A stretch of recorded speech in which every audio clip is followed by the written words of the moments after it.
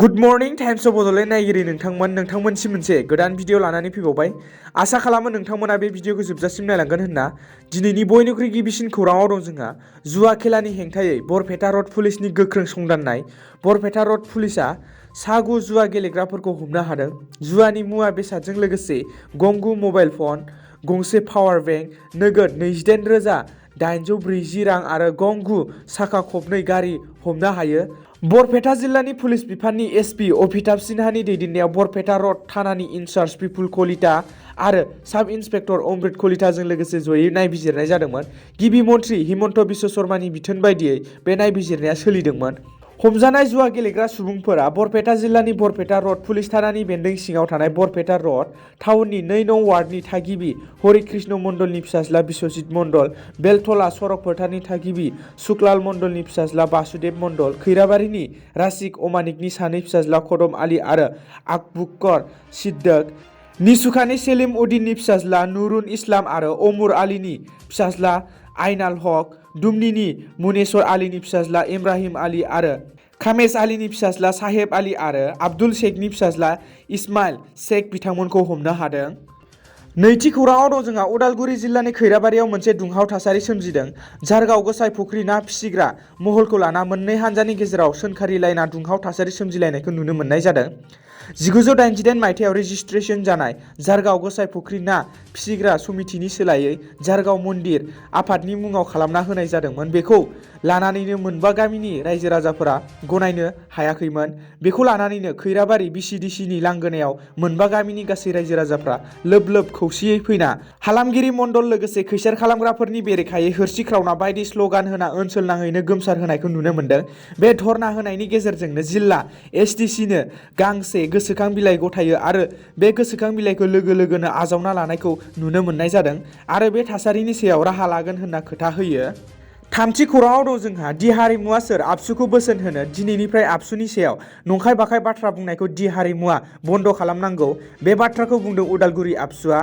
नोंथांमोनाथ' मिथिखायोआनो दा साननैसो उदालगुरि एक्स एनडिएफबि आरो आबसुनि गेजेराव कन्ट्रभार्सि जानायखौ बिथांमोना माखासे बाथ्राफोरखौ लानानै दावराव दावसि जानायखौ नुनो मोन्दों। बेयावनो दि हारिमु बिथाङा आबसुनि बेरेखायै बाथ्रा बुंनाय आरो माखासे बोसोन होनायाव उदालगुरि आबसुआ मोनसे प्रेस मिटिंनि गेजेरजों बिथांखौ बुङो दि हारिमुआ सोर आबसुखौ बोसोन होनो दिनैनिफ्राय आबसुनि सायाव नंखाय बाखाय बाथ्रा बुंनायखौ दि हारिमुआ बन्द खालामनांगौ होनना। दि हारिमु बिथाङा आबसुखौ एसि रुमाव थानानै मिटिं खुङो, एसि रुमाव जिरायनानै माखासे खामानि दामानि मावो आरो बायदि सोंखारिना बाथ्रा बुंनायनि थाखाय मोनसे उदालगुरि आबसुनि मावख'आव प्रेस मिट जानानै खौरांगिरिफोरनि सिगाङाव दि हारिमुखौ आबसुनि सायाव नंखाय बाखाय बाथ्रा बुंनायखौ दि हारिमुआ बन्द खालामनांगौ होनना खावलायदों। ब्रैथि खौराङाव दं जोंहा मैया हादरनि नोगोरारिफोरनि मोनफ्रोमबो बिथिंखौ नोजोर होनानै बोसोरनि रांखान्थि बाजेटखौ मिरु रांखान्थि मन्थ्रि निर्मला सीतारमणआ फोसावनानै होबाय। पार्लियामेन्टनि सदनाव मैया मंगलबाराव रांखान्थि मन्थ्रि निर्मला सीतारमणआ फोसावनाय बोसोरारि मुवा बेसादफोरनि सायाव बिथा खालामनानै खमायनाय आरो बारायनायखौ नुनो मोन्दों। गाहाय मन्थ्रि आरो गासै एमपिफोरनि बाहागो लानायाव मन्थ्रि सीतारमणआ बाजेटखौ फारसेनिफ्राय फोसावना होयो। 2022-23 मायथाइनि मिरु रांखान्थि बाजेटआव इलेक्ट्रनिक्स आइटेम्स केमिकेल्सनि बेसेनखौ खमायदों। बे खेबनि बाजेटआव हादरनि आबादारिफोरखौ जौगाखांहोनो थाखाय गिदिर बिथांखि आजावना लादों। बेनि अनगायैबो कर'नानि समाव फरायसालिनि सोलोंथाइया खहा जानायखौ नोजोर होनानै सरकारा डिजिटेल इउनिभार्सिटि खालामनो फोसावना होयो।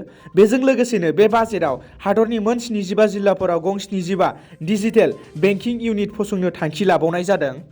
बाथि खौराङाव दं जोंहा एनडिएफबिनि गासै एनआइए केसखौ आसामाव हरनाय जाबाय। बे बाथ्राखौ बुंदों बिटिआरनि एमसिएलए अमर बसुमतारी बिथाङा आरो लोगोसे खौरांगिरिफोरनि सोंथि सोंनायाव बिथाङा बुंबावो सानसुमा खुंगुर बसुमतारीया बिटिआरखौ मोजां मोनैया बिथांनि सान्थौ।